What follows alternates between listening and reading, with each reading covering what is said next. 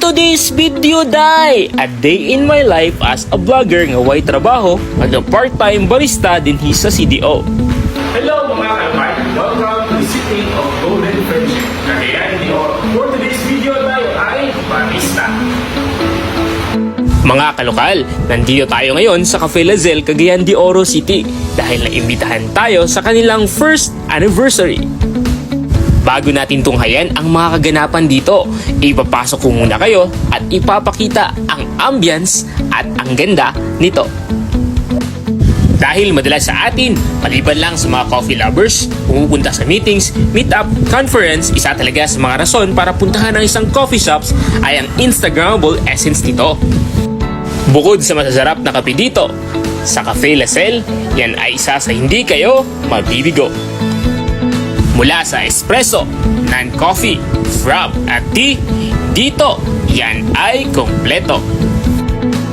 Pero bago tayo magpatuloy, trivia muna tayo mga kalokal. Tinawag ang cafe na ito na Cafe Lazel alinsunod sa pangalan ng may-ari na si Miss Zelzy Baitit Lupisilio, isang dipolog nun at isa ring beauty queen. Siya ay nanalo at kinanghal na Miss Glamour 2013 sa bansang Bahrain. Kaya ano pang hinihintay nyo? Dahil dito siya mismo ang gagawa ng mga kape nyo.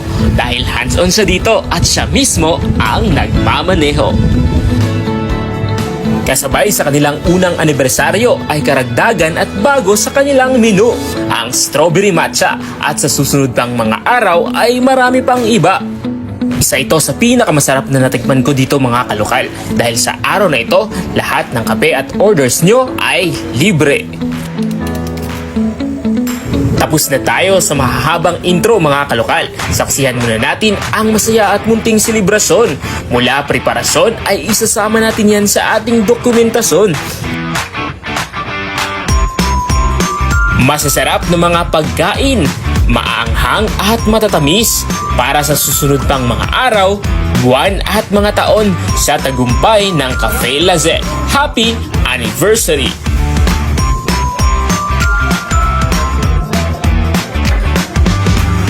Dinagsa ang selebrasyong ito ng pamilya, kaibigan at mga suking customers ng Cafe Lazel. Sa hindi pala nakakaalam, ito ay matatagpuan sa 30 to 31st Nazareth, Cagayan de Oro City.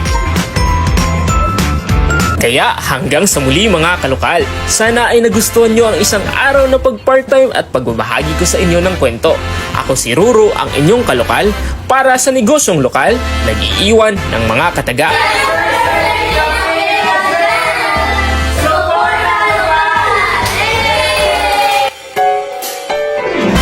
Sharing local stories.